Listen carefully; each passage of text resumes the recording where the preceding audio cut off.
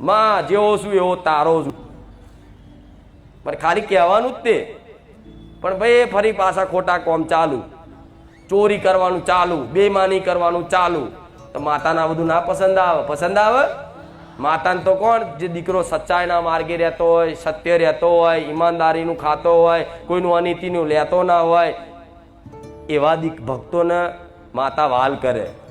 હવે આ તો માતાની દીવાબત્તી ભક્તિની આરતી ખૂબ કરતા હોય અને બાર ચોરી કરે, બેમાની કરે, કોઈને છેતરપિંડી કરે, કોઈને ઉલ્લુ બનાવે, તો માતા તમને કૃપા કરે? કહો. કદાચ આ વાતે સુધરી જાવ ને કે મારી જોડે ભલે 15,000 રૂપિયા પગાર પાડું છું મહેનતના, 15,000માં